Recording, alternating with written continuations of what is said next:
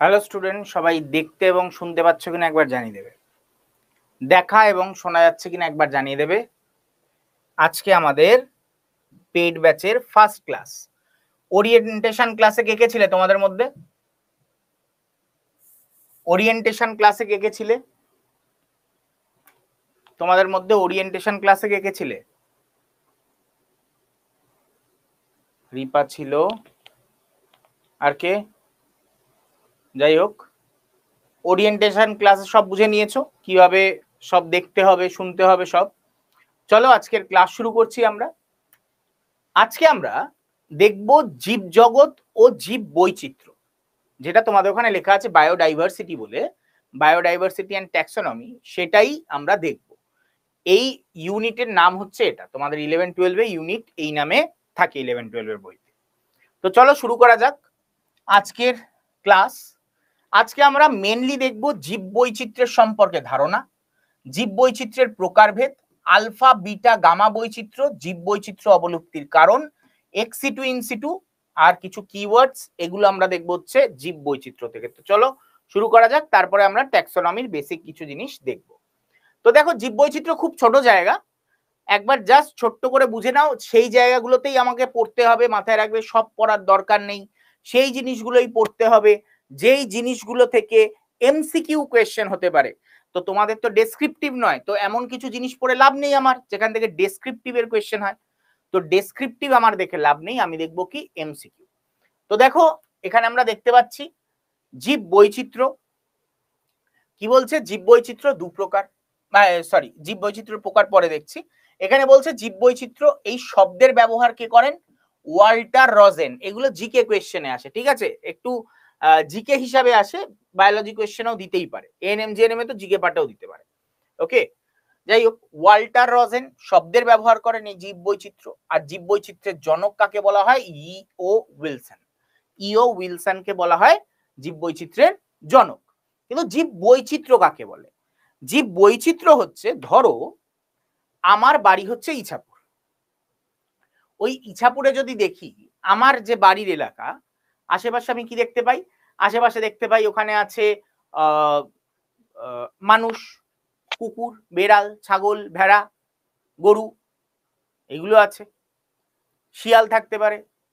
হ্যাঁ, তো এইগুলোর সাথে আমরা দেখতে পাই পুকুরে থাকে বিভিন্ন রকমের মাছ, রুই, কাতলা, মৃগেল, চারাপোনা, বিভিন্ন রকমের চারাপোনা টাইপের যেগুলো, হ্যাঁ, তারপরে সিলভার কার্প, হ্যাঁ তা না, এই মাছগুলো থাকে। গাছ আছে কিছু, আম গাছ, জাম গাছ, কাঁঠাল গাছ, হ্যাঁ, এই গাছপালা আছে। এই যে টোটাল এই সব কিছু মিলিয়ে আমার এলাকায় যত রকমের জীব পাওয়া যায়, সেটাই হচ্ছে আমার এলাকার জীব বৈচিত্র্য। ঠিক তেমনি তোমাদের মধ্যে কেউ যদি সুন্দরবনে থাকো, তার জীব বৈচিত্র্যের মধ্যে বাঘ থাকবে, আমার জীব বৈচিত্র্যে বাঘ নেই, কারণ আমি যে অঞ্চলে থাকি সেই অঞ্চলে বাঘ থাকে না। তুমি যে অঞ্চলে থাকো সেই অঞ্চলে বাঘ থাকে। তাহলে তোমার জীব বৈচিত্র্য আলাদা, আমার জীব বৈচিত্র্য আলাদা। তোমার জীব বৈচিত্র্যের মধ্যে ম্যানগ্রোভ অরণ্য থাকবে, আমার বাড়ির আশেপাশে কোথাও আমি ম্যানগ্রোভ অরণ্য পাবো না, তাই তো? তাহলে কি জীব বৈচিত্র্য মানে কি? বিভিন্ন প্রকার বাস্তুতন্ত্রে অথবা পরিবেশে কিংবা বাসস্থানে জীবের মধ্যে যেসব বিভিন্নতা দেখা যায় তাকে জীব বৈচিত্র্য বলে। ক্লিয়ার? ওকে, তাকে জীব বৈচিত্র্য বলে। হয়েছে? এবার জীব বৈচিত্র্যের গুরুত্ব। জীব বৈচিত্র্যের গুরুত্ব কি? জীব বৈচিত্র্য কেন দরকার? খাদ্যের উৎস হিসাবে, কৃষিক্ষেত্রে বৈচিত্র্য জীব বৈচিত্র্যের প্রভাব হিসাবে, জিন ভান্ডার হিসাবে, প্রাকৃতিক ভারসাম্য রক্ষায়। ভালো করে বোঝো, খাদ্যের উৎস হিসাবে, খাদ্য, মুরগি চাষ হচ্ছে বলেই তো খাবারটা, মাংসটা পাচ্ছ, ধান চাষ হচ্ছে বলে খাবারটা পাচ্ছ, তো সেগুলো কি? সেগুলো জীব বৈচিত্র্যের অংশ।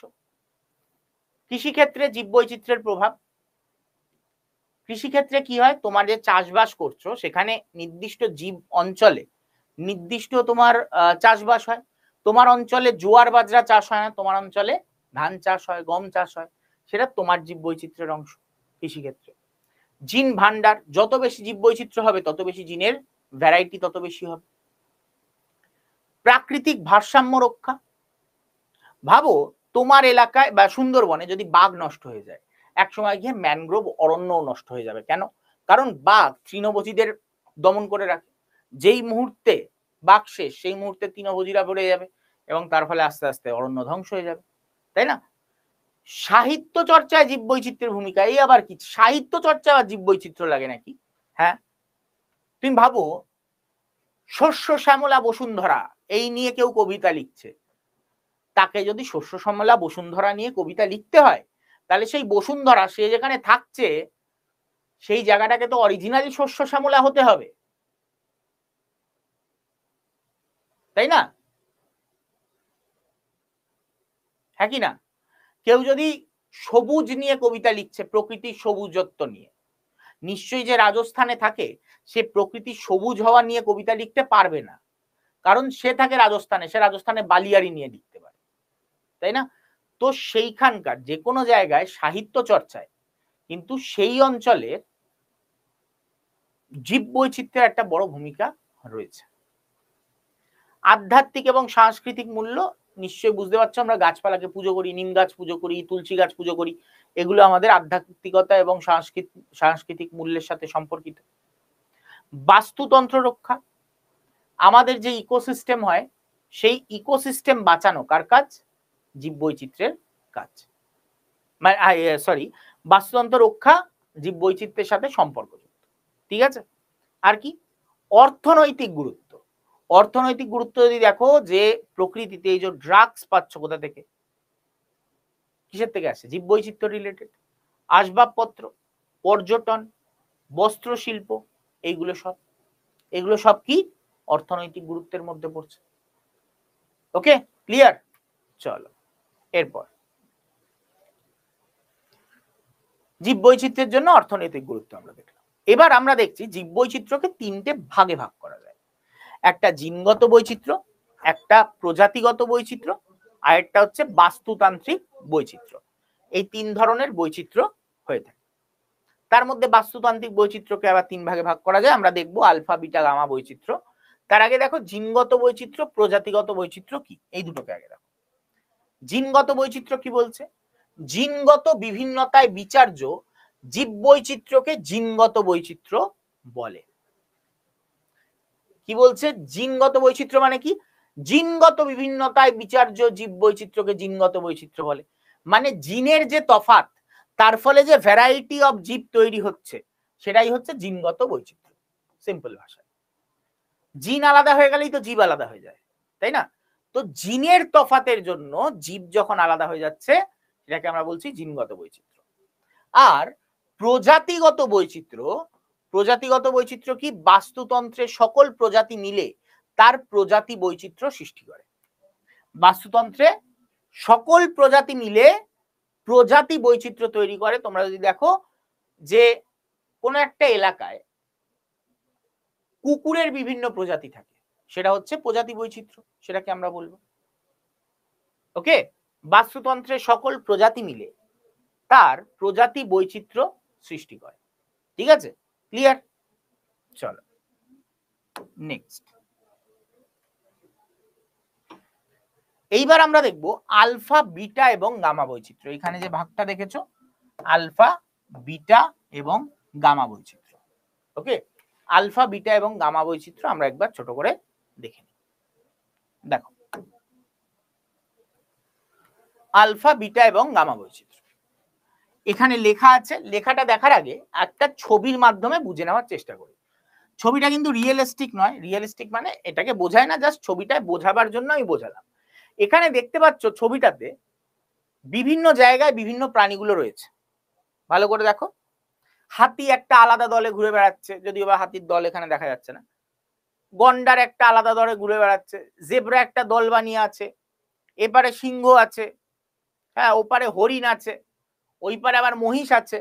তো বিভিন্ন জায়গায় দেখো দল বেঁধে আলাদা আলাদা জীব প্রজাতি ঘুরছে, তাই তো? আশা করি সবাই দেখতে পেয়েছো ছবিটা। যখন আমরা ছোট জীব বৈচিত্র্যের ব্যাপারে বলছি, যে কোনো একটা, ধরো আমি খালি কথা বলছি সিংহ যে পারে দাঁড়িয়ে আছে বা খালি জেব্রা যেখানে আছে, ঠিক আছে? এই ছোট ছোট জীব বৈচিত্র্য, একটি বাসস্থানের জীব গোষ্ঠীর বৈচিত্র্য, একটি ছোট বাসস্থান, সেখানে যে মানে জীব গোষ্ঠীর বৈচিত্র্য, সেটাকে আমরা কি বলছি? আলফা বৈচিত্র্য। সেটাকে আমরা কি বলছি? আলফা বৈচিত্র্য। ঠিক আছে, সেটাকে আমরা বলি আলফা বৈচিত্র্য। বিটা বৈচিত্র্য কাকে বলছি? বিটা বৈচিত্র্য এখানে লেখা দেখো, একাধিক সংলগ্ন বাসস্থানের জীবগোষ্ঠীর বৈচিত্র্য। একাধিক বাসস্থানের জীবগোষ্ঠীর বৈশিষ্ট্য, মানে জেব্রারটাও নিয়েছি, হরিণেরটাও নিয়েছি, আবার সিংহেরটাও নিয়েছি, এইরকম দু তিনটে জায়গার জীব বৈচিত্র্যকে একত্রে যখন বর্ণনা করছি তখন হয়ে যাচ্ছে সেটা বিটা বৈচিত্র্য। আর গামা বৈচিত্র্য বোঝাতে কি বোঝাচ্ছে? একটি বৃহৎ অঞ্চলের বাসস্থানের বাস্তুতন্ত্রের জীব বৈচিত্র্য। বৃহৎ অঞ্চল মানে টোটাল একটা বড় এরিয়ায় কোন কোন জীব রয়েছে তার যে জীব বৈচিত্র্য, সেটাকে আমরা কি বলছি? গামা বৈচিত্র্য। তোমাকে যদি আরেকটু সহজ করে বোঝাবার জন্য আমি বলি, এটা হচ্ছে তোমার গ্রাম,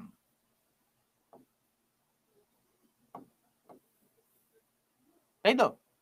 এবার এরকম অনেকগুলো গ্রাম নিয়ে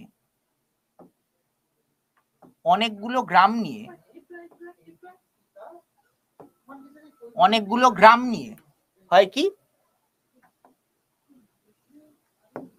ধরে নাও একটা রাজ্য,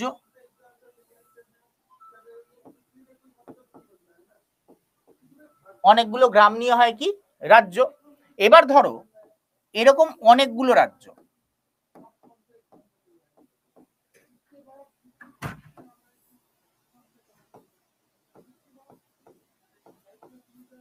এরকম অনেকগুলো রাজ্য, আমি রাজ্যই ধরে নিচ্ছি, ঠিক আছে?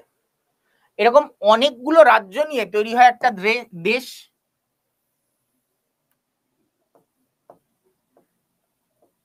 হ্যাঁ কি না?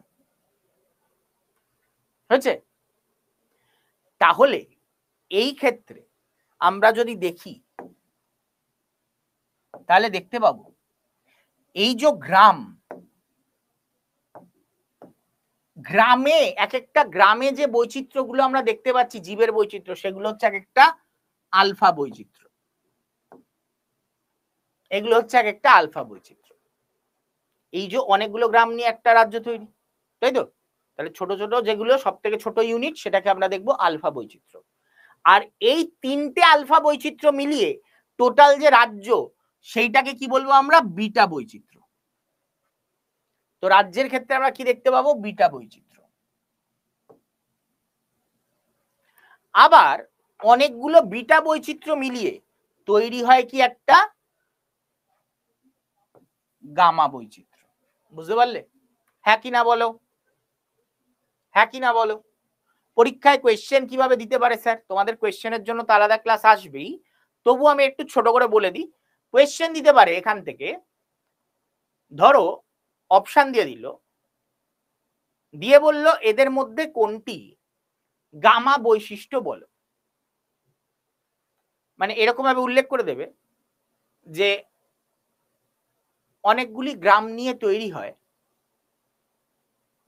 একটি জেলা, অনেকগুলি জেলা নিয়ে তৈরি হয় রাজ্য, অনেকগুলো রাজ্য নিয়ে তৈরি হয় একটা দেশ। এরকম উল্লেখ করলাম, ভালো করে বুঝবে, তোমরা অ্যান্সার করবে। কি বললাম?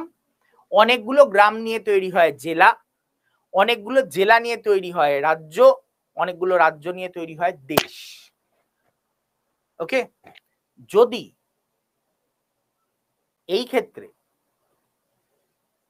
জেলা আলফা বৈচিত্র্য, জেলাতে যদি আলফা বৈচিত্র্য দেখা যায়, তাহলে দেশে কোন বৈচিত্র্য আমরা দেখতে পাবো? কি হবে অ্যান্সার?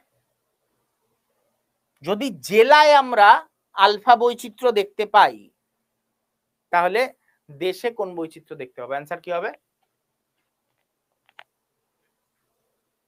ভাবো, অনেকগুলো জেলা নিয়ে তৈরি হচ্ছে কি রাজ্য, তাহলে রাজ্যে আমরা দেখতে পাবো বিটা বৈচিত্র্য। আর অনেকগুলো রাজ্য নিয়ে তৈরি হচ্ছে কি একটা দেশ, তাহলে কি দেখতে পাবো? গামা বৈচিত্র্য। এই টাইপের কোয়েশ্চেন দিতে পারে। তো আলফা বিটা গামা তিনটে বুঝে নেবে। আলফা সব থেকে ছোট, মানে কয়েকটা আলফা নিয়ে তৈরি হয় একটা বিটা, একটা বিটা নিয়ে তৈরি হয় একটা গামা। ক্লিয়ার? প্রবলেম হবে না আশা করি। চলো নেক্সট। এইবার আসছি জীববৈচিত্র্য অবলুপ্তির কারণ। ছোটবেলা থেকে পড়ে এসছো এগুলো, এগুলো নিয়ে বেশি মানে বর্ণনা করার আশা করি দরকার পড়বে না, এগুলো বাচ্চাদের জিনিস। যে জীববৈচিত্র্য অবলুপ্তির কারণ কি হয়? উদ্ভিদ প্রাণী প্রজাতির অত্যাধিক ব্যবহার। বিভিন্ন জিনিস আমরা অত্যাধিক পরিমাণে ব্যবহার করি, যেমন হচ্ছে খাদ্য, চামড়া, মাংস, ঔষধ, আসবাব, চোরাচালান, এইসব করার ফলে আমাদের কি হচ্ছে, উদ্ভিদ বা প্রাণী গোষ্ঠী কি হচ্ছে, ধীরে ধীরে শেষ হয়ে যাচ্ছে। ওকে, এছাড়া কি আগন্তুক এছাড়া কি প্রাকৃতিক বিপর্যয় একটা বড় কারণ। প্রাকৃতিক বিপর্যয়ের ফলে জীববৈচিত্র্য ধ্বংস হচ্ছে, সেটা প্রকৃতি নিজের থেকে করছে। দূষণের জন্য হচ্ছে, দূষণের ফলে অনেক জীব মারা যাচ্ছে। চোরা শিকারের ফলে হচ্ছে, ওকে, চোরা শিকারের ফলে হচ্ছে। এছাড়া কি আবাসস্থলের সংকোচন। আবাসস্থলের সংকোচন কিভাবে? ভাবো এই যে জঙ্গল কেটে ফেলছো, এটাও তো জীববৈচিত্র্যের অবলুপ্তির কারণ। এই আবাসস্থল ধ্বংস করার ফলে কি হচ্ছে, অরণ্য ধ্বংস, এবং তার ফলে কি হচ্ছে, বাসস্থান স্থাপন করছে। আবাসস্থল সংকোচনের কারণ কি? অরণ্য ধ্বংস করা, বাসস্থান স্থাপন, জলভাগের বৃদ্ধি, জলভাগ বৃদ্ধি পাচ্ছে। এর ফলে কি হচ্ছে, যত পশু পাখিরা আছে নিজের এলাকা ছেড়ে অন্য এলাকায় পালিয়ে আসতে যাচ্ছে। যখনই আসছে তখন মানুষ মিটিয়ে মেরে ফেলছে নিজের বাঁচার জন্য, তাই না? তো এইগুলো হচ্ছে কি একটা বড় কারণ। ওকে, এইবার আসছি আগন্তুক প্রজাতি। এই নিয়ে এইবার পরীক্ষায় কোয়েশ্চেনও এসেছিল, তোমরা যদি ভালো করে দেখে থাকো এএনএম জিএনএম এটা রিলেটেড কোয়েশ্চেনও দিয়েছিল। পার্থেনিয়াম। পার্থেনিয়াম আমেরিকা থেকে আগন্তুক একটি গাছ। এই আগন্তুক প্রজাতির জন্য অনেক সময় কি হয়, জীববৈচিত্র্য নষ্ট হয়ে যায়। এই আমেরিকা থেকে আগত গাছের জন্য হাঁপানি রোগ সৃষ্টি হচ্ছে, তার ফলে মানুষ মারা যাচ্ছে। তারপর হচ্ছে ল্যান্টানা ক্যামেরা, মেক্সিকো থেকে এসেছিল, বনাঞ্চল ধ্বংস করতে ওস্তাদ। তো এইগুলোর জন্য। তারপর হচ্ছে কচুরিপানা, জল নষ্ট করে দেয়, জলে অক্সিজেনের পরিমাণ কমিয়ে দেয়, তার ফলে কি হয়, জলের মধ্যে থাকা জীবরা মারা যায়। তো এই টাইপের যে জীবগুলো, যে প্রাণীগুলো বাইরে থেকে আমাদের দেশে এসেছে, এগুলো কি করে দিয়েছে, এগুলো জীব ধ্বংস করে দিয়েছে, জীব প্রজাতি। ওকে, ক্লিয়ার?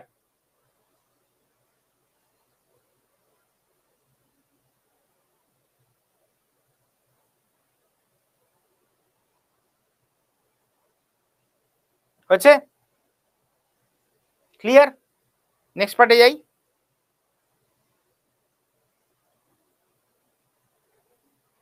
চলো, এরপর জীববৈচিত্র্য সংরক্ষণ। এতক্ষণ দেখলাম আমরা জীববৈচিত্র্য, যা বোঝাচ্ছি বুঝতে পারছো তো? সব থেকে বোরিং চ্যাপ্টার পড়াচ্ছি এখন। প্রথম 5 থেকে 7 দিন সব থেকে বোরিং চ্যাপ্টারের অভ্যাস তোমাদের আমি লাগাচ্ছি। সব থেকে বেকার বোরিং চ্যাপ্টার হচ্ছে এই জীববৈচিত্র্য এবং ট্যাক্সোনমি। কেন স্যার সব থেকে বোরিং চ্যাপ্টার ফার্স্টে করাচ্ছেন, ইন্টারেস্টিং করাতে পারতেন না? প্রথমে তোমাদের এখন উদ্যম আছে, এখন পড়বো পড়বো পড়বো পড়বো, আমি তো এবার কাঁপিয়ে দেবো। এই কাঁপিয়ে দেওয়ার মুহূর্ত যতদিন আছে ততদিন সব থেকে বোরিং পার্টটা শেষ করে নেওয়া সবার সব থেকে বেটার। তারপরে তো ইন্টারেস্টিং পার্ট শুরু হবে, যখন থেকে সেলে হাত দেবো সেদিন থেকে মজা পেয়ে যাবে ক্লাস। তার আগে অবধি এই পার্ট হচ্ছে খুব বোরিং জায়গা। এই বোরিং জায়গাগুলো আগে আগে শেষ করে নিলে কিন্তু ইম্পর্টেন্ট। এমন নয় যে বোরিং বলে ছেড়ে দেওয়া যায়, এমন বোরিং হতে পারে কিন্তু ইম্পর্টেন্ট জায়গা। তো তাই জন্য তোমাদের আজকে এই পার্টটা করাবার পর পরের দিন দেখবে প্ল্যান্ট ট্যাক্সোনমি শুরু হবে। প্ল্যান্ট ট্যাক্সোনমি 2 দিন, তাহলে 1 আর 2 হলো 3 দিন হবে অ্যানিমাল ট্যাক্সোনমি, এই পার্ট শেষ। 6 দিনের এই হচ্ছে তোমার পরীক্ষা এটা পড়ার। তারপরে একদিন ডাউট ক্লিয়ারিং থাকবে 7 দিন, আর একদিন কোয়েশ্চেন সলভ করবো 8 দিন।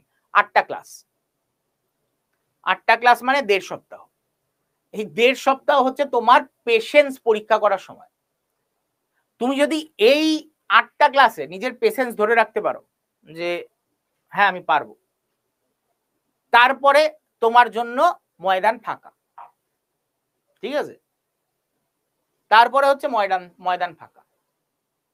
মানে ওই যে হয় না যে ক্রিকেটে একটা টিম আছে যেখানে সবাই ওয়েট করে থাকে, দুজন বোলার আছে যে ভালো বল করে, 20 ওভারের খেলা, এক একটা বোলার 4 ওভারের বেশি তো করতে পারবে না।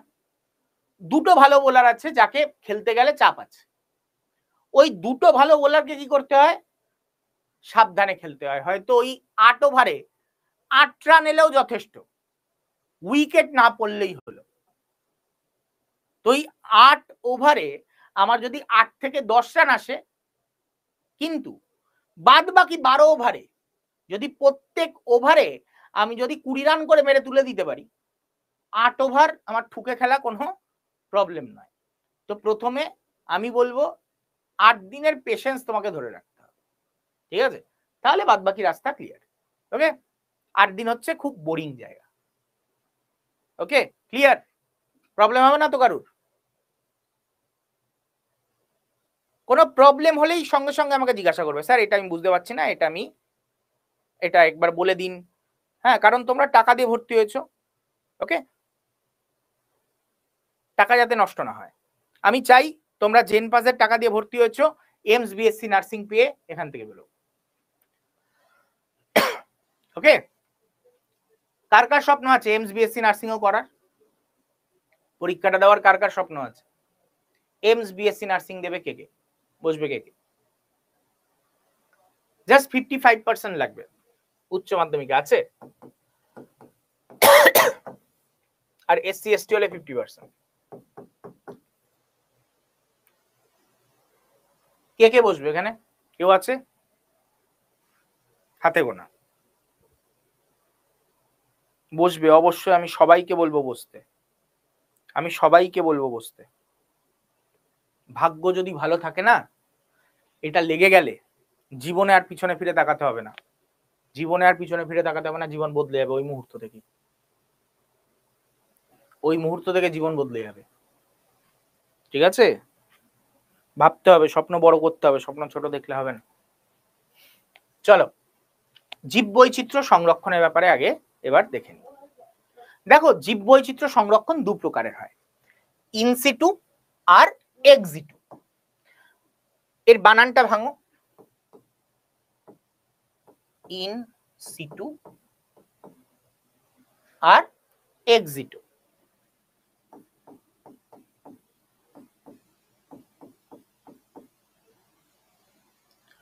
In situ and ex situ. Okay, in situ মানে কি? ইন মানে ভিতরে, ইন মানে ভিতরে, এক্স মানে বাইরে বোঝাচ্ছে। তার মানে কারুর যেখানে প্রাকৃতিক ভাবে তার যেখানে থাকার কথা, সেইখানেই যদি তাকে প্রতিপালন করা হয়, তাকে আমি কি বলবো, তাকে যদি সংরক্ষণ করা হয় সেই জায়গায়, তাকেই বলবো আমরা ইনসিটু সংরক্ষণ।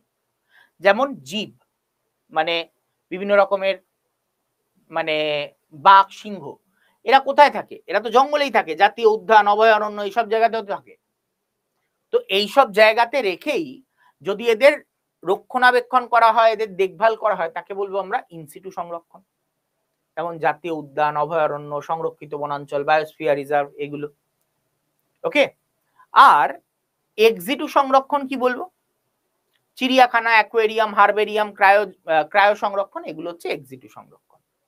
চিড়িয়াখানা নিশ্চয়ই সবাই পরিচিত, অ্যাকোয়ারিয়ামের সাথে সবাই পরিচিত, অ্যাকোয়ারিয়ামে মাছ থাকে। হারবেরিয়াম, অনেকে এটা জানো না, হারবেরিয়াম কি জিনিস? হারবেরিয়াম হচ্ছে কি, কোনো বা অনেকে জানো, স্কুল লাইফে করেছো অনেকে, যে খাতার মাঝে একটা গাছ রেখে দিয়ে চাপা দিয়ে রেখে দিতে হতো, তারপরে গাছটার থেকে সব রস বেরিয়ে যেত, তারপরে সেটাকে নিয়ে গিয়ে একটা পাতার মধ্যে চিপকে নিয়ে তার সাইন্টিফিক নেম, তার নাম, কোথা থেকে কালেক্ট করেছো, কি কি বৃত্তান্ত সব লিখে নিয়ে গিয়ে স্যারদের কাছে প্রডিউস করতে হতো, তাই না? সেটাই হচ্ছে হারবেরিয়াম। এইভাবে কিছু উদ্ভিদকে সংরক্ষণ করা হয়ে থাকে, সেটাই হচ্ছে কি হারবেরিয়াম। ওকে, এবার আসছে কি ক্রায়ো সংরক্ষণ। ক্রায়ো, ক্রায়ো মানে কি? ক্রায়ো মানে ঠান্ডা, অতিরিক্ত ঠান্ডা।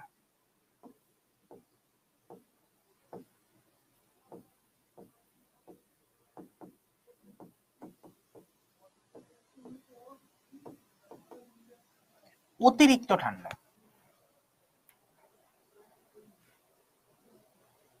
ওকে, অতিরিক্ত ঠান্ডায় কি হয়?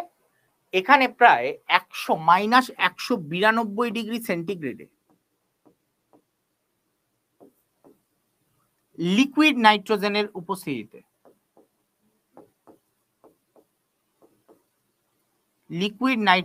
উপস্থিতিতে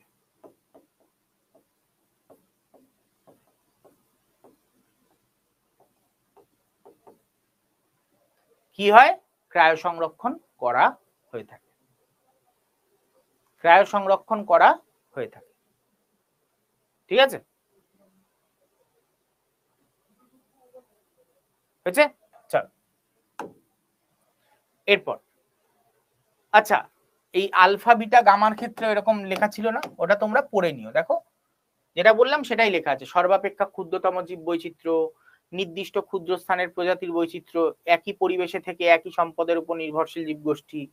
ঠিক আছে, একাধিক আলফা বৈচিত্র্য নিয়ে তৈরি হয় কি বিটা বৈচিত্র্য, দুটি ভিন্ন বাসস্থানের প্রজাতি বৈচিত্র্য, বাসস্থান বৈচিত্র্যের জীব বৈচিত্র্য, এগুলো লেখা আছে। ঠিক আছে, আলফা এবং বিটার থেকে সব থেকে বড় বৃহত্তর ভৌগোলিক প্রজাতি, এরকম এখানে লেখা আছে। ঠিক আছে, বোঝানো আছে, তাই জন্য আর আমি পড়ে শোনালাম না, তুমি নিজেই পড়ে নিতে পারবে।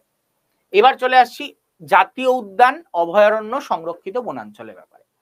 ভারত সরকার দ্বারা নিয়ন্ত্রিত জাতীয় উদ্যান, অভয়ারণ্য রাজ্য সরকার দ্বারা নিয়ন্ত্রিত, সংরক্ষিত বনাঞ্চল কেন্দ্রীয় সরকারের বন দপ্তর আইন দ্বারা নিয়ন্ত্রিত। বর্তমান সময় দাঁড়িয়ে জাতীয় উদ্যান কি কটা? 147টা গড়ে ওঠার কথা।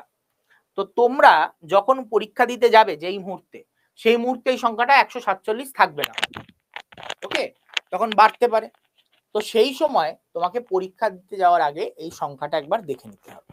ঠিক আছে, তো এখনের যেটা আমি পড়াচ্ছি সেটা বছর শেষে গিয়ে এক হয়তো থাকবে না।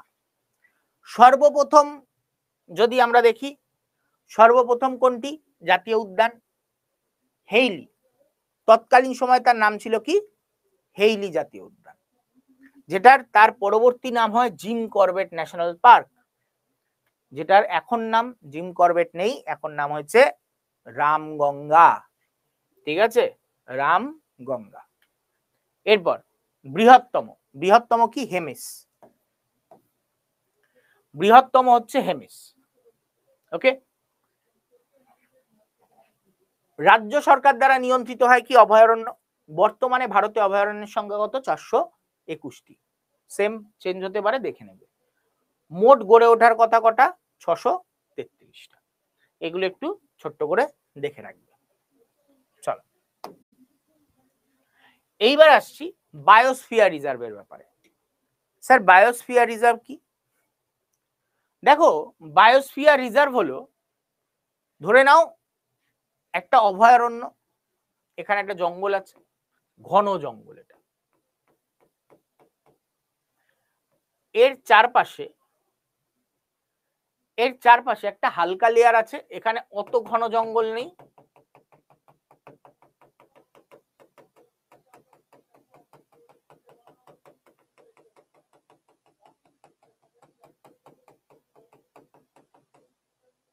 ঠিক আছে, ক্লিয়ার? এখানে অত ঘন জঙ্গল নেই, এখানে জীবের বৈচিত্র্য তুলনামূলক কম, আর আরেকটা আছে একেবারে সাইডের এরিয়া, এখানে অনেকটাই কম, আর এর বাইরে তো একেবারে নেই বললেই চলে।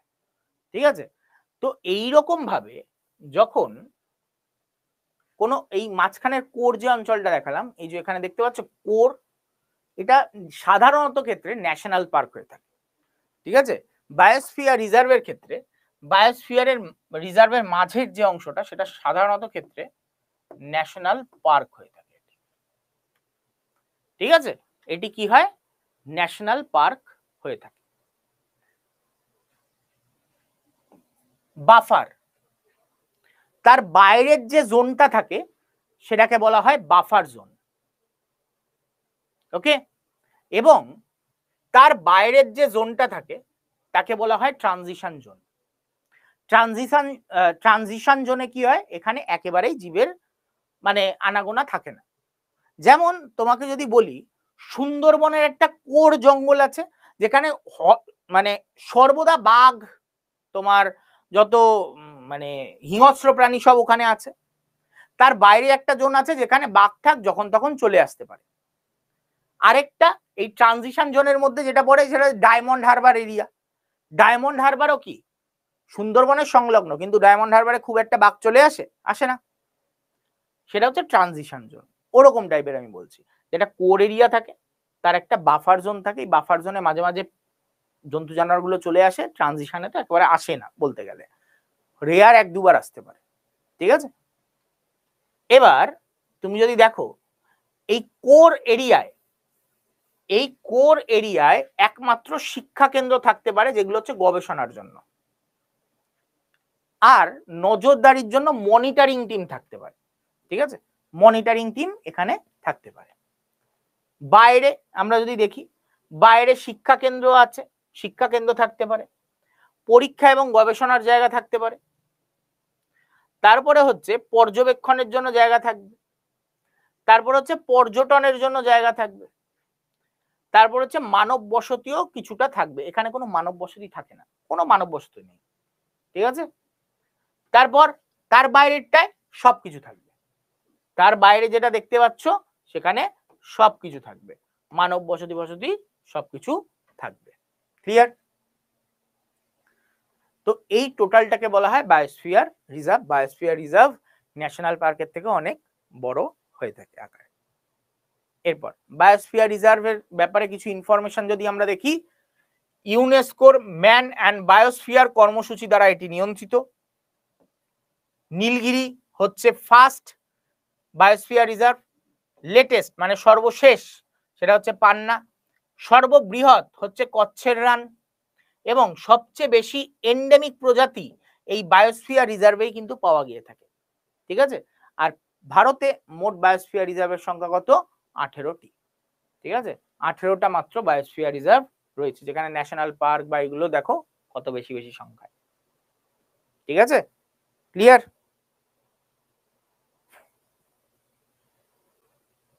হচ্ছে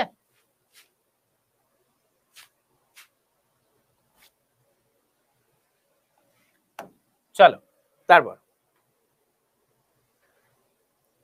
এরপরে আসছি আমরা ক্রায়ো সংরক্ষণের ব্যাপারে, যেটা আমি বললাম অলরেডি। নমুনা সংগ্রহ করা হয় 196 ডিগ্রি সেন্টিগ্রেড, সংগ্রহশালার উষ্ণতা প্রায় -136 ডিগ্রি সেন্টিগ্রেড, নিম্ন উষ্ণতায় নাইট্রোজেনের মধ্যে এটি সংরক্ষণ করা হয়। ক্রায়ো কথার অর্থ অতিরিক্ত ঠান্ডা। ঠিক আছে, আর কি?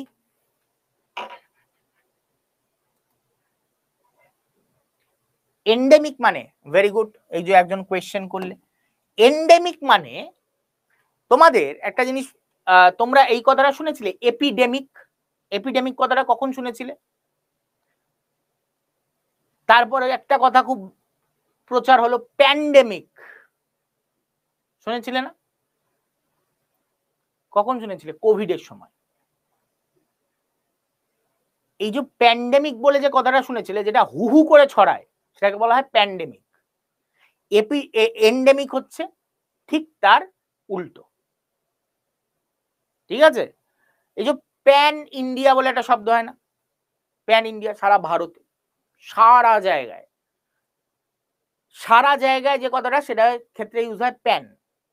আর এন্ডেমিক মানে এন্ডেমিক মানে প্রায়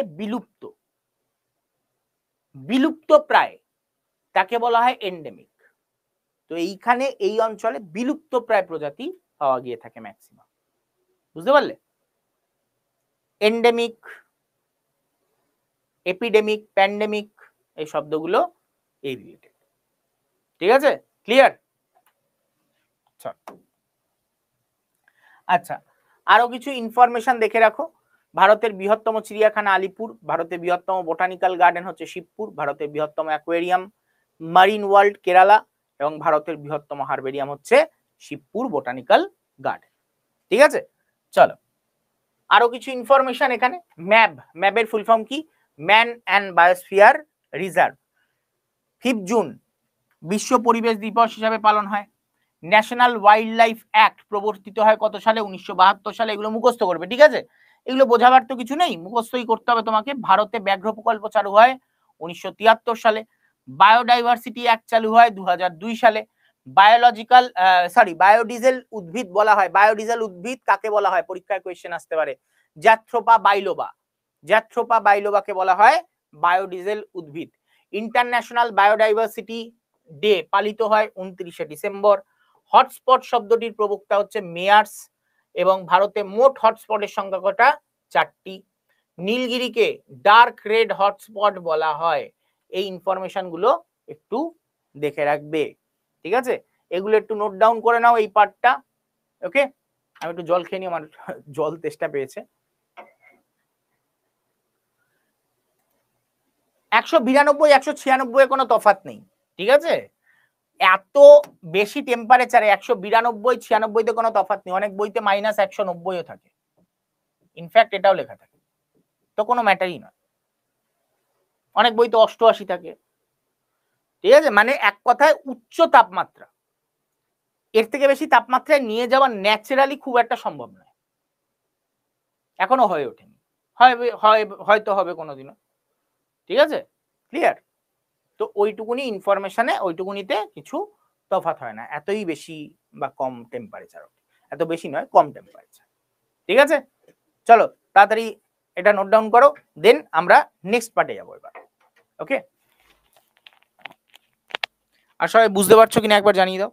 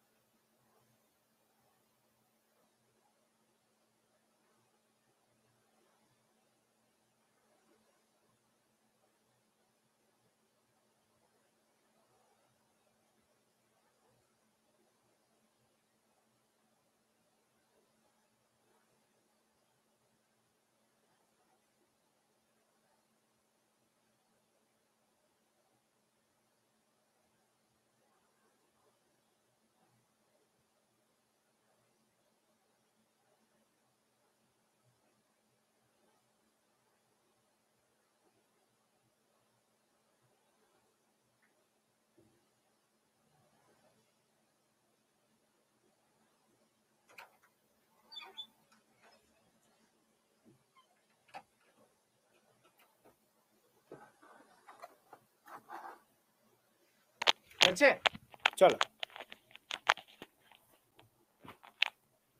আমরা এবার নেক্সট পার্টে যাই। ওকে, ট্যাক্সোনমি পার্টে এবার আমরা ঢুকছি। ওকে, চলো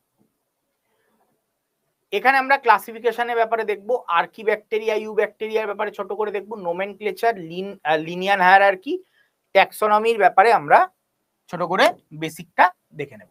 দেখো যতটা দেখা যায় আজকে, পরের দিন বাদ বাকিটা সেখান থেকে শুরু করব এবং বাদ বাকিটা এন্ড করব, ঠিক আছে?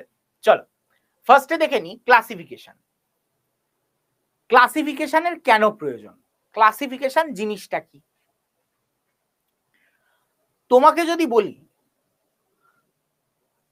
তুমি ধরো কিচ্ছু চেনো না, তোমাকে অনেকগুলো ফল ধরিয়ে দিলাম হাতে, তুমি কি করলে? সেই ফলগুলোকে আমি বিভিন্ন ধরনের ফল দিয়ে দিলাম, যার মধ্যে কোনো ফল 5টা আছে, কোনো ফল 6টা আছে, কোনো ফল 8টা আছে, এরকম ভাবে। এবার আমি যদি বলি তোমাকে এই রকম ফলগুলোকে আলাদা আলাদা করে রাখো, তুমি সবার প্রথম কি করবে?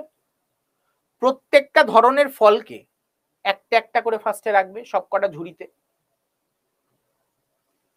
ধরো তুমি চেনো না, তবু আমি নাম ধরে বলছি, তুমি আমটাকে একটা ঝুড়িতে রাখলে, জামটাকে একটা ঝুড়িতে রাখলে, লিচুটাকে একটা ঝুড়িতে রাখলে, তুমি কলাকে একটা ঝুড়িতে রাখলে,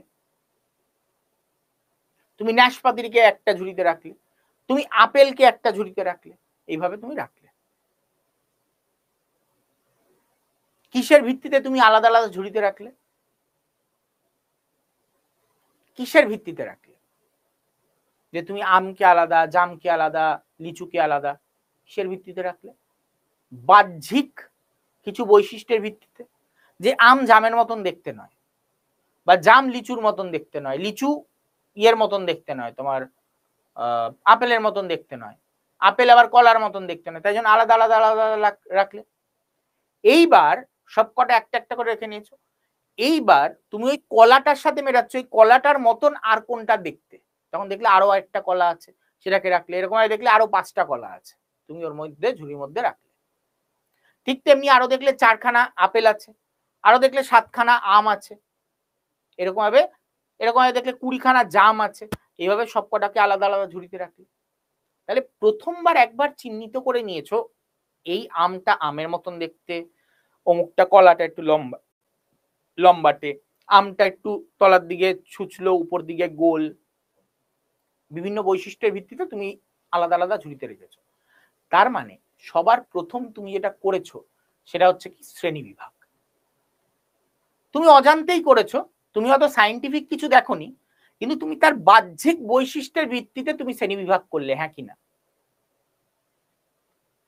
তুমি শ্রেণী বিভাগ যদি না করো, আলটিমেটলি কি করতে পারবে না, তুমি কোনটা কোন প্রাণী, কোনটা জীব, কোন জীব তুমি নির্ণয় করতে পারবে না। আচ্ছা, তুমি বলবে হ্যাঁ কে বলেছে, আমি তো রাস্তার ধারে কুকুর দেখলেই বলে দিই ওটা কুকুর, আমি তো রাস্তার ধারে বিড়াল দেখলেই বলে দিই ওটা বিড়াল। আর কোনোদিন হয়েছে বিড়ালকে কুকুর বলে দিয়েছি, কুকুরকে বিড়াল বলে দিয়েছি? না, সত্যি তো হয়নি। কেন হয়নি? কারণ ছোটবেলা থেকে তোমাকে শেখানো হয়েছে ওই যে দেখছিস ভৌ ভৌ করে ডাকে ওইটা হচ্ছে কুকুর, ওই দেখেছিস মিয়াও করে ডাকে ওটা হচ্ছে বিড়াল, তোমাকে শেখানো হয়েছে। তাই জন্য আজকে তুমি কুকুরকে কুকুর বলতে পারো, বিড়ালকে বিড়াল বলতে পারো। তোমাকে যদি বিড়াল দেখিয়ে শেখানো হতো ওই যে মিয়াও করে ডাকে ওটা হচ্ছে হাতি, আর যেটা ভৌ ভৌ করে ডাকে ওটা হচ্ছে গন্ডার, আর যেটার এত বড় সুর ওটা হচ্ছে বিড়াল, যদি এটা শেখানো হতো তুমি ওটাই শিখতে, হ্যাঁ কি না? তার মানে তোমাকে যে শিখিয়েছে সেও মনে মনে কোথাও একটা শ্রেণী বিভাগ করে নিয়েছে, তারপরে তোমাকে গিয়ে সেটা শিখিয়েছে। তাই বলে আজকে তোমার জীবটাকে বুঝতে বা চিনতে সুবিধা হয়, হ্যাঁ কি না? ঠিক না ভুল? আমার সাথে সব সময় আমি যখনই জিজ্ঞাসা করব, এবার থেকে আস্তে আস্তে তো একটুখানি ইয়ের দিকে ঢুকছি, ইন্টারেস্টেড জিনিসের দিকে, তো চলো একটুখানি এনার্জি এসে যাক। ওকে, এনার্জি আনা যাক নিজেদের মধ্যে। আমার সাথে সাথে আমি যখন জিজ্ঞাসা করবো ঠিক না ভুল, তখন ঠিক হলে ঠিক বলবে, ভুল হলে ভুল বলবে। মাঝে মাঝে আমি ইচ্ছা করে এমন একটা জায়গায় দিয়ে দেবো চুটকি, হ্যাঁ, তখন তোমার ঠিক না ভুল, তখন তুমি ঠিক বলে দেবে, আমি বলবো না ভুল। হ্যাঁ, তো চলো, হ্যাঁ, ইন্টারঅ্যাক্টিভ হোক এবার। ওকে, চলো ক্লাসিফিকেশন। তাহলে আমরা এবার ঢুকছি ক্লাসিফিকেশন বা শ্রেণী বিভাগ। শ্রেণী বিভাগের প্রয়োজনীয়তা কি? শ্রেণী বিভাগের প্রয়োজনীয়তা হচ্ছে সবার প্রথম সমস্ত জীবজগৎকে সাদৃশ্য বৈসাদৃশ্যের উপর ভিত্তি করে বিভিন্ন ট্যাক্সন বিভাগ। সাদৃশ্য বৈসাদৃশ্য এক্ষুনি বোঝালাম। আমকে তুমি আমের ঝুড়িতে রাখলে কিন্তু কলাকে আমের ঝুড়িতে রাখলে না, তার পিছনে কারণ কি? আমকে আমের ঝুড়িতে রাখলে সেটা হচ্ছে কারণ হচ্ছে সাদৃশ্য, আর কলাকে আমের ঝুড়িতে রাখলে না তার কারণ হচ্ছে বৈসাদৃশ্য, পার্থক্য, হ্যাঁ কি না? কমেন্ট করো হ্যাঁ কি না, দেখি কতজন অ্যাক্টিভ, হ্যাঁ কি না? আরে হ্যাঁ, এই তো ভেরি গুড। তারপর পরের পয়েন্টটা দেখো, প্রতিটি জীবকে শ্রেণীবিন্যাসের মাধ্যমে কোন নির্দিষ্ট গোষ্ঠীতে অন্তর্ভুক্ত করা। কি বলছে? প্রতিটি জীবকে শ্রেণীবিন্যাসের মাধ্যমে কোন নির্দিষ্ট গোষ্ঠীতে অন্তর্ভুক্ত করা। এই যে শ্রেণীবিন্যাস হলো বলেই তো তুমি কলাকে নিয়ে গিয়ে আমের ঝুড়িতে রাখলে না, শ্রেণীবিন্যাস ঠিকঠাক হয়েছে বলেই সম্ভব, তাই তো? তারপরের পয়েন্টে আসো, বিভিন্ন প্রজাতির মধ্যে সাদৃশ্য বৈসাদৃশ্যের ব্যাপারে অবগত থাকা। এই যে বললাম আম আর জামের মধ্যে তুমি তফাৎ জানো, তাই জন্য আলাদা ঝুড়িতে রেখেছো। অভিযোজনের ব্যাপারে ধারণা পাওয়া যায়, অভিযোজনের ব্যাপারে ধারণা পাওয়া যায়। তুমি যদি ভাবো তোমাকে ওই যে ঝুড়ির মধ্যে যখন রাখতে দিয়েছিলাম আম জাম লিচু, তারপরে হচ্ছে তোমার কলা, তার সাথে দিয়েছিলাম কি জানো আরেকটা আপেল, আপেলের সাথে যদি তোমাকে নাশপাতি দিতাম, কিছুক্ষণ হলেও তুমি ভাবতে দুটো তো একই রকম অনেকটা দেখতে, হ্যাঁ কি না? তুমি যদি না চেনো একেবারে, দুটো একই রকম অনেকটা দেখতে। কাঁচা আপেল যদি দেয়, কাঁচা আপেল কাঁচা নাশপাতি দুটোই সবুজ, কিন্তু কিছু একটা তো আলাদা লাগছে, আপেলের গাটা বেশ মোলাম মোলাম, আর নাশপাতির গাটা একটু খড়খড়ে। দেখি তো, দুটোকে একটুখানি আলাদা রেখেই দেখি। এবার দেখি আপেলের মতন আরেকটা পাই কিনা। আরেকটা ঝুড়িতে হাত ঢোকালে, হ্যাঁ পেয়েছি, গায়ের উপর এটা মোলাম মোলাম, দেখি এর সাথে রাখলাম আপেলের সাথে। আরেকটা নিলাম, গায়ের মধ্যে হাত দিয়ে দেখছি না এটা একটু খড়খড়ে, তাহলে নাশপাতির সাথে। তার মানে সেই ক্ষেত্রে একটা ছোট্ট তফাতের জন্য আমরা কিন্তু আপেল আর নাশপাতিকে আলাদা করতে পারছি, হ্যাঁ কিনা? হ্যাঁ কিনা? ট্যাক্সন বিভাগ আসছি, ট্যাক্সন কি আসছে এটা করাবো বলে আমি মার্ক করে রাখলাম, ঠিক আছে? ট্যাক্সন কি আসছে, ওকে, আলাদা। তার মানে আমি যখন এইগুলোকে আলাদা আলাদা ঝুড়িতে রাখছিলাম, আমার মনে কোথাও একটা মনে হয়েছে আম জাম কলা এগুলোর মধ্যে খুব একটা কাছাকাছি মিল নেই, কিন্তু এই দুটোর মধ্যে আপেল আর নাশপাতির মধ্যে নিয়ারেস্ট কোনো সম্পর্ক আছে, হ্যাঁ কিনা? আপেল এবং নাশপাতির মধ্যে একটুখানি একটুখানি জাস্ট এদিক ওদিক আছে, হ্যাঁ কিনা? উত্তর আসবে হ্যাঁ। কেন? ম্যাটার হচ্ছে অভিযোজন। তাহলে তুমি বলতে পারো এদের সবকটার মধ্যে নিয়ারেস্ট যদি কেউ কেউ থাকে সেটা হচ্ছে কি আপেল এবং নাশপাতি। আপেল এবং নাশপাতি এদের নিয়ারেস্ট কোনো ফ্যামিলির কোনো সম্পর্ক রয়েছে, সামান্য একটু অভিযোজনের ফলে এরা আলাদা হয়েছে, হ্যাঁ কিনা? তাই তো? ক্লিয়ার? তো এইটাই হচ্ছে ক্লাসিফিকেশন। এই ক্লাসিফিকেশনের মধ্যে একজন জিজ্ঞাসা করছে ট্যাক্সন কি স্যার? ট্যাক্সনেই আসবো, ঠিক আছে? ট্যাক্সন বা ট্যাক্সা জিনিসটা কি আসবো। তার আগে দেখে নাও শ্রেণীবিন্যাস ক প্রকার? 3 প্রকার। কৃত্রিম শ্রেণীবিন্যাস, প্রাকৃতিক শ্রেণীবিন্যাস, জাতিগত শ্রেণীবিন্যাস, তিনখানা। কি বললাম? কৃত্রিম শ্রেণীবিন্যাস, প্রাকৃতিক শ্রেণীবিন্যাস, জাতিগত শ্রেণীবিন্যাস। স্যার কৃত্রিম শ্রেণীবিন্যাস কি? ভালো করে দেখো, সর্বাপেক্ষা প্রাচীন পদ্ধতি, অল্প বাহ্যিক লক্ষণের উপর ভিত্তি করেই এটি করা হয়, যেটা আমরা এক্ষুনি করলাম, যে আম জামকে দেখে নিয়েই আমি বলে দিলাম যে এটা এটার মধ্যে হবে, ওটা ওটার মধ্যে হবে। নিকট সম্পর্ক জীবের দূরে স্থান দেওয়া হয়েছে, নিকট সম্পর্ক কিছু জীবকেও দূরে পাঠিয়ে দেওয়া হয়েছে কৃত্রিম শ্রেণীবিন্যাসের ভিত্তিতে। আবার কিছু দূর সম্পর্কের জিনিসকে একসাথে এনে দেওয়া হয়েছে। যেমন আমি যেটা উদাহরণ দিই, যদি তিমি, তিমিকে আমরা চলতি ভাষায় কি বলে আসছি? মাছ। তিমি মাছ। আরে তিমি মাছ নয়, তিমি স্তন্যপায়ী। তা আমরা কিসের ভিত্তিতে মাছ বলছি? খালি ওর বাহ্যিক বৈশিষ্ট্যের ভিত্তিতে, আমরা তার ভিতরের বৈশিষ্ট্যতে যাইনি। তাই দেখে আমরা শার্ক এবং মানে তোমার তিমি দুটোকে একই জিনিস ভেবে বসছি। এখন ভাবি না, আগেরকার দিনে আমরা ভেবে বসেছি, তাই তো? তো এটা কৃত্রিম শ্রেণীবিন্যাসের জন্যই হয়েছে। শার্ক একটা মৎস্য প্রজাতি, আর তিমি হচ্ছে একটা স্তন্যপায়ী। ওকে, ক্লিয়ার? চলো তারপর প্রাকৃতিক শ্রেণীবিভাগ। প্রাকৃতিক শ্রেণীবিভাগের মধ্যে এটা কৃত্রিম অপেক্ষা উন্নত, তুলনামূলক বেশি বৈশিষ্ট্যের উপর ভিত্তি করে শ্রেণীবিন্যাস, এর থেকে বেশি বৈশিষ্ট্য দেখে এটাকে শ্রেণীবিন্যাস করা হয়েছে। নিকট সম্পর্কে জীবেদের একত্রে গোষ্ঠীভুক্ত করা হয়েছে, মোটামুটি মোটামুটি এটার থেকে এটা বেটার।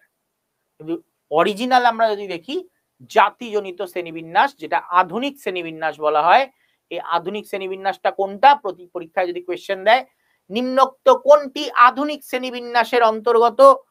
কৃত্রিম, প্রাকৃতিক না জাতিজনিত? অ্যান্সার কি হবে? জাতিজনিত।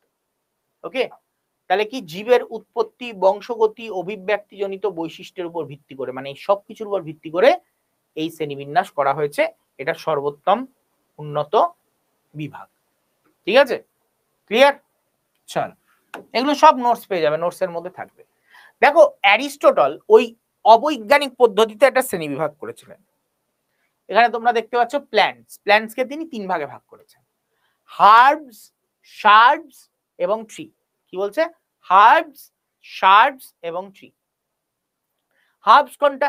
এইটুকুনি এইটুকুনি গাছগুলোকে হার্বস বলছে, ওর থেকে বড় বড় গাছগুলোকে শার্বস বলছে, আর একেবারে বড় বড় গাছ যেগুলো সেগুলোকে বলছে বৃক্ষ, বাহ্যিক বৈশিষ্ট্য। এবার সেই অনুযায়ী আমার বাড়িতে এলে, আমার বাড়িতে আসার পর আমার বাড়ির উঠোনেই একটা তুলসী গাছ আছে। তুমি তুলসী গাছটা দেখে বলবে, এ বাবা এইটুকুনি গাছ, এটা তো হার্বস। ভেরি গুড, তুলসী গাছ হার্বস, নো প্রবলেম তাতে। আমার বাড়ির পিছন দিকে যাবে, এই তুলসী গাছের এত বড় একটা গাছ আছে, ওই গাছটা দেখে বলবে এইটা এত বড় গাছ, তাহলে তো এটা ট্রি, এটা বৃক্ষ। আমার বাড়ির সামনে ওই সেম গাছটা দেখে তুমি বলছো হার্বস, আর তুমি আমার বাড়ির পিছনে গিয়ে বলছো সেটা ট্রি, কি করে হয়? না, তুলসী গাছের আকার বিশাল বড় বড় হতে পারে, তুলসী গাছ বৃক্ষ, ঠিক আছে?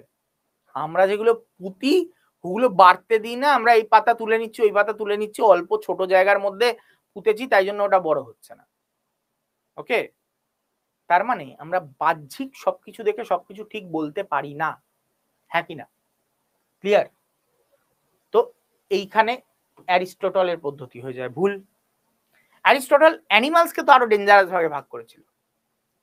লাল রক্তযুক্ত প্রাণী তাদের বলতো ইনাইমা, তাদের কি বলতো? ইনাইমা। আর লাল রক্ত নয় যাদের, তাদের বলতো এনাইমা। ইনাইমা এনাইমা, ইনাইমা এনাইমা, লাল রক্ত নয়। ওকে, ক্লিয়ার? এইবার আসছি সিস্টেমেটিক্স। সিস্টেমেটিক্স এর ব্যাপারে আমরা এবার ঢুকবো। সিস্টেমেটিক্স মানেই শ্রেণীবিন্যাস, যেটাকে বোঝাচ্ছে একটা নিয়মানুবর্তিতার সাথে শ্রেণীবিন্যাস। এটা আমরা পরে একটু পরে বুঝতে পারবো জিনিসটা কি। এইবার এই যে শ্রেণীবিন্যাস যখন করা হচ্ছে, তখন আমরা দেখতে পাই বিভিন্ন বৈজ্ঞানিক এসে বিভিন্ন রকমের শ্রেণীবিন্যাস করেছিলেন। যেমন তোমরা এখানে দেখতে পাচ্ছ Carolus Linnaeus 2 kingdom classification, Ernst Haeckel 3 kingdom classification, Copeland 4 kingdom, doctor R H. Whittaker হচ্ছে 5 কিংডম। কি এগুলো? এগুলোই বাকি ডোমেইন ক্লাসিফিকেশন। এগুলো কি? কোথা থেকে আসছে এগুলো? এগুলো জিনিসগুলো কি? এগুলো বোঝার আগে আমরা যেটা দেখব সেটা হচ্ছে লিনিয়ান হায়ারার্কি। সবার আগে আমরা যেটাকে একবার বুঝে নিই, তারপরে আবার ব্যাকে গিয়ে বুঝবো। আজকে যেটা বুঝবো সেটা হচ্ছে লিনিয়ান হায়ারার্কি। লিনিয়াস, ক্যারোলাস লিনিয়াস, এমন কেউ নেই যে নাম শোনোনি। কি, কেন? লিনিয়াসকে কি বলা হয়? ফাদার অফ ট্যাক্সোনমি, তাই তো? Carolus Linnaeus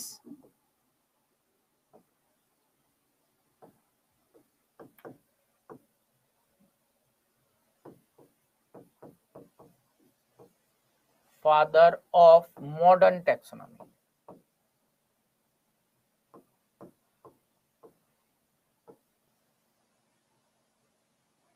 okay, father of modern taxonomy বলা হয়ে থাকে। আশা করি সবাই এনার নামের সাথে পরিচিত, তাই তো?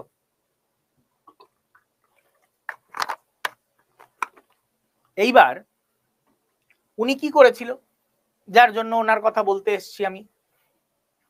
উনি যেটা করেছিল সেটা হচ্ছে লিনিয়ান হায়ারার্কি। সবার প্রথম তিনি কি বলেন, কোন জীবকে না একবারে দেখে নির্ণয় করে নেওয়া সম্ভব নয়। কোন জীবকে একবারে দেখে তুমি কিছু নির্ণয় করতে পারবে না। তাহলে কিভাবে করতে হবে?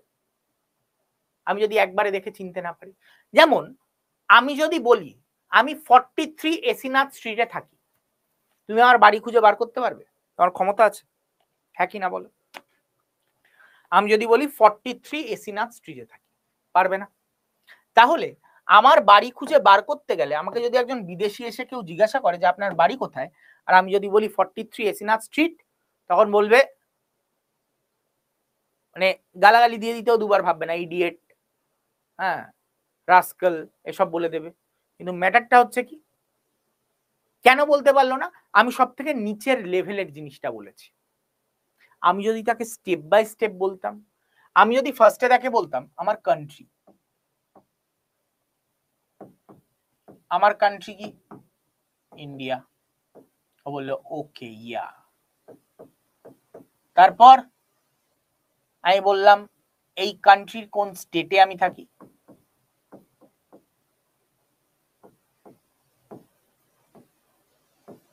ওয়েস্ট বেঙ্গল।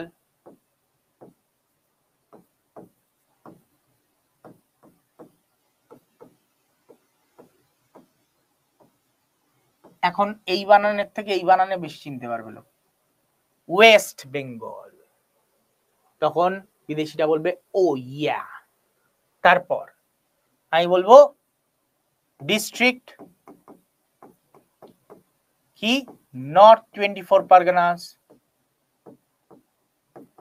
তখন ও কি বলবে ও ইয়া। তারপর চিনতে পারলো ডিস্ট্রিক্ট কোনটা। তারপরে আমি বললাম হচ্ছে টাউন, আমার কোন টাউন, আমি বললাম ইছাপুর, ও বলল ও ইয়া। তারপর আমি বললাম যে আমার পোস্ট অফিস কি, আমি বললাম নবাবগঞ্জ,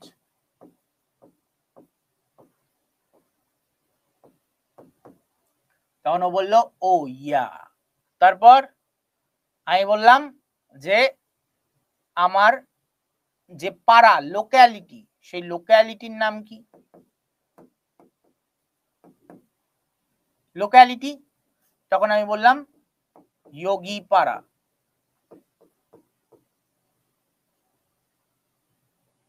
এটা যোগী মানে উত্তরপ্রদেশের যোগী নয়, আমাদের পাড়ার নাম যোগী পাড়া, কিন্তু এটা ওই যোগী আসার আগের থেকেই যোগী, ঠিক আছে।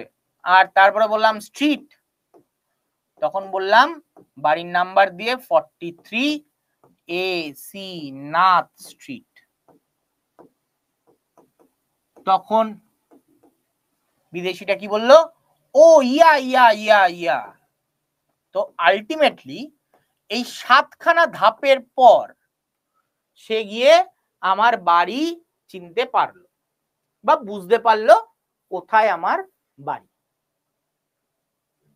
তাই তো। ঠিক তেমনি আমার বাড়ি চেনার জন্য যে খালি এই পরিচয়টা যথেষ্ট নয়, আমার বাড়ি চেনার জন্য ধাপে ধাপে এই প্রত্যেকটা পরিচয় যথেষ্ট মানে আমার দরকার। ঠিক তেমনি জীবজগৎকে যদি আমার বার করতে হয়, তাহলে আমার জীবজগতের 7খানা ধাপ জানা দরকার। জীবজগৎকে যে 7খানা ধাপে ভাগ করতে করতে করতে করতে তলায় এসছে সেটা জানা দরকার। সেটাকে বলা হয় লিনিয়ার হায়ারার্কি। হায়ারার্কি মানে ধাপ বা সিঁড়ি। সেটা কি কি আমরা যদি দেখি, kingdom, phylum, class, order, family, genus, species. এই 7খানা ধাপ নিয়ে কি হয়, তৈরি হয় linear hierarchy. Kingdom, phylum, class, order, family, genus, species. Kingdom, phylum, class, order, family, genus, species. এই নিয়ে তৈরি হয় কি লিনিয়ার হায়ারার্কি। হয়েছে? ক্লিয়ার? সবার ক্লিয়ার? আজকে এইটুকুনি, এইখান থেকে আমরা শুরু করব পরের দিন, এবং শুরু করার পর আমরা প্ল্যান কিংডম ধরবো, ঠিক আছে? ওকে, তো চলো পরের দিন দেখা হচ্ছে আবার ক্লাসে। এখান থেকে আমরা শুরু করব। মাথায় রাখবে এটা 7খানা ধাপ পরপর মুখস্থ জানা হয়ে যায় আজকে রাতের মধ্যে। Kingdom, phylum, class, order, family, genus, species, একেবারে ছন্দের মতন। Kingdom, phylum, class, order, family, genus, species. Kingdom, phylum, class, order, family, genus, species. Okay, clear? বুঝতে পেরেছো সবাই? হ্যাঁ কি না? খুব বোরিং জিনিস ছিল আজকে, খুব বোরিং চ্যাপ্টার, আমার নিজেরই বোরিং লাগে, তোমাদের তো লাগবেই। আসল মজার পরে আসবে, বুঝতে পেরেছো তো? বোরিং লেগেছে? হ্যাঁ স্যার, কি বলবো বলো, আমার নিজেরই বোরিং লাগে, আমি তোমাকে কি বলবো? হ্যাঁ স্যার বললেও আমার কিছু বলার নেই।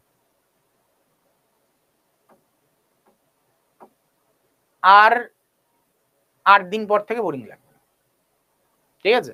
8 দিন পর থেকে আর বোরিং লাগবে, ঠিক আছে?